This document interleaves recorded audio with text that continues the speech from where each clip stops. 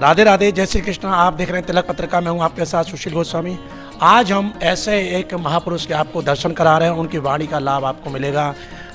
मेरे साथ आज विशेष वार्ता में मौजूद हैं मलुक पीठाधीश्वर द्वाराचार्य डॉक्टर श्री राजेंद्र दास जी महाराज, जो कि ब्रज की एक ऐसी विभूति हैं। गौ सेवा, संत सेवा और ब्रज ठाकुर जी के प्रचार प्रसार में विश्व भर में विख्यात है।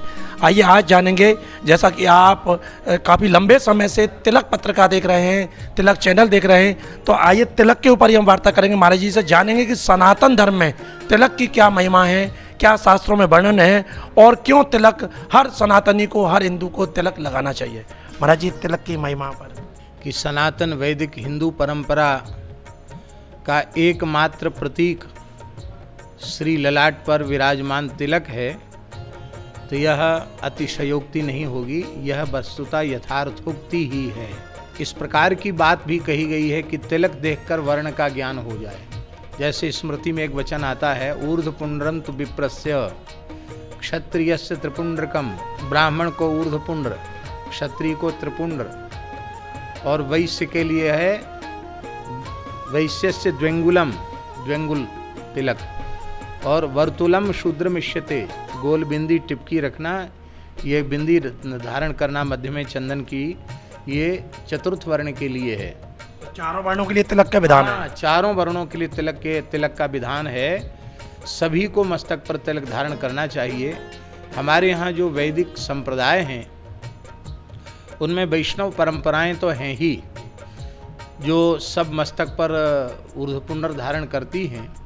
ऊर्ध्वपुंड्र का तात्पर्य है, हमारे पुराणों में लिखा है, ऊर्ध्वम नयत यत पुंड्रः प्राणिनम पापकारिणम तस्याख्या ऊर्ध्वपुंड्रेति तस्मात् तद्धारये द्विजः।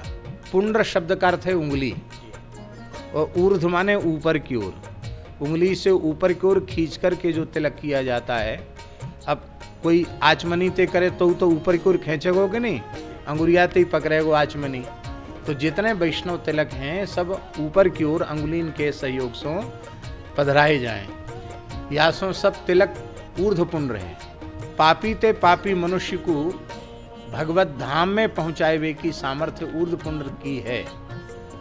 यहाँ तक हमारे शास्त्र में लिखो भयो है, ऊर्ध्वपुंड्र विहीनस्य श्मशान सदृशम मुखम मुखम तस्य विलोक्यैव ह्यादित्यंत विलोकयेत्। ऊर्ध्वपुंड्र से विहीन मस्तक श्मशान के तुल्य है। ऐसे व्यक्ति का मस्तक दिखाई पड़ जाए जिस मस्तक पर तिलक न हो, तो सूर्य भगवान का दर्शन करके उस पाप का प्रायश्चित करना चाहिए। स्वपाकोपि विमानस्थो ममलोके महीयते।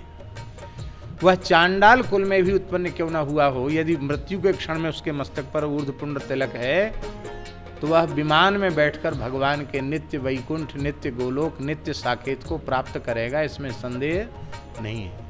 तिलक की बहुत भारी महिमा है। हमारे यहाँ योग मत के अनुसार 75 करोड़ नाड़ियाँ मनुष्य के देह में, उनमें 75 लाख, फिर 75,000, कम करते करते अंत में 100 नाड़ी प्रधान है। 100 में भी 10 नाड़ी प्रधान है, और 10 में भी 3 नाड़ी प्रधान है, इड़ा, पिंगला और सुषुम्ना। सुषुम्ना मार्ग से जब प्राण का उत्क्रमण होता है तभी व्यक्ति की सद्गति होती है। तो ये दाहिनी ओर पिंगला है, बाईं ओर इड़ा है, मध्य में सुषुम्ना है। तो हम लोगों का जो मस्तक पर तिलक है वो इड़ा पिंगला को आवृत करके सुषुम्ना मार्ग को खोलने वाला है। इसलिए जो मृत्यु के क्षण के जिसके मस्तक पर तिलक होगा वो निश्चित ही सुषुम्ना मार्ग से उसके प्राण भगवान के धाम को जाएंगे। जैसे ऊर्ध्वपुंड्र की महिमा है, चाहे वह श्री रामानंद संप्रदाय का तिलक हो, श्री रामानु संप्रदाय का तिलक हो, अथवा माध्व संप्रदाय का हो, अथवा विष्णु स्वामी परंपरा का तिलक हो, वल्लभ कुल का तिलक हो, अथवा श्री माध्व संप्रदाय का गौड़ीय परंपरा का तिलक हो, अथवा श्री निम्बार्क परंपरा का तिलक हो, ये विष्णु स्वामी परंपरा का तिलक हो, ये सभी तिलक हमारे यहाँ ऊर्ध्वपुंड्र कहे जाते हैं, क्योंकि ऊपर की ओर उनको खींच करके किया जाता है। राम कृष्ण नारायण के उपासक ऊर्ध्वपुंड्र धारण करते हैं कि भगवान की सेवा में, भगवान के मंदिर में बिना ऊर्ध्वपुंड्र के कोई जावे तो उसको दोष लगता है। इसलिए मंगला में भी स्नान करके जाने की विधि इसलिए है कि स्नान करके तब तिलक करके, जब बिना स्नान के तिलक तो मिट जाएगा, तो ठाकुर जी को दर्शन कैसे करवे को अधिकारी होएगो। स्नान करके तिलक पधराए के मंदिर में जानो चाहिए। जैसे ऊर्ध्वपुंड्र की महिमा है, ऐसे ही त्रिपुंड्र की भी महिमा है। हमारे कहने का प्रयोजन है कि सभी तिलकों की महिमा है, कोई तिलक छोटो नहीं है। अपनी परंपरा से जो जाकू तिलक प्राप्त भयो होए, वाकू श्रद्धा पूर्वक अपने ललाट पे पधरानो चाहिए। जैसे त्रिपुंड्र के संबंध में हमारे शास्त्र में लिखो भयो है कि त्रिपुंड्र त्रिभी पुंड्रैर धार्यते त्रिपुंड्रा, 3 उंगलियों से धारण किया जाए, यासों वाको नाम त्रिपुंड्र होए। अंगुष्ठेन कृता रेखा, बीच के चंदन को ठीक किया जाता है अंगुष्ठ से। इस प्रकार से ये त्रिपुंड्र का विधान है। तो त्रिपुंड्र में आदि ब्रह्मा, मध्य विष्णु, ऊर्ध्व रेखा सदा शिवा, बिंदिकी शक्ति रूपेण त्रिपुंडम धारे द्विजा। जो पहली रेखा है वो ब्रह्मा जी को स्वरूप है, मध्य की रेखा है वो नारायण को स्वरूप है, और ऊपर की जो ऊर्ध्व रेखा है वो भगवान शिव को स्वरूप है, और जो रक्त चंदन की अथवा रोली की बिंदी है वो भगवती आद्या शक्ति को प्रतीक है। ऐसा हमारे यहाँ शास्त्र में कहे हुए है। तो भैया विशेष बात यह है कि तिलक अवश्य धारण करनी चाहिए। चोटी और तिलक ये हिंदू मात्र की पहचान है। बड़े दुख की बात है कि 2 चिन्ह अब विलुप्त है रहे हैं, और ये तिलक चैनल के माध्यम से लोग महत्व को जानेंगे।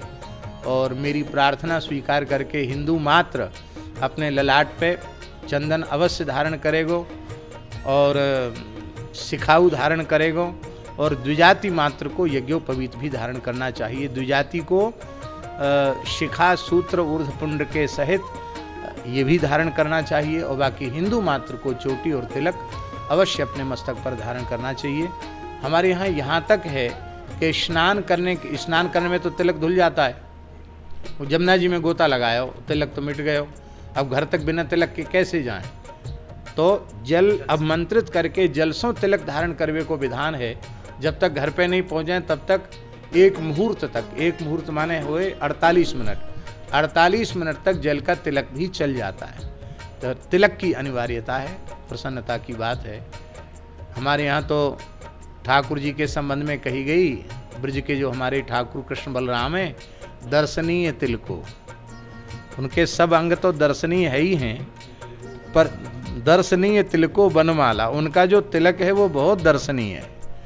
बहुत सजाए धजाए के ठाकुर जी अपने श्री मस्तक पे तिलक पधरामें। तो हमारे तो ठाकुर जी, हमारे देवी देवता सब के मस्तक पर तिलक अवश्य विराजमान हुए हैं।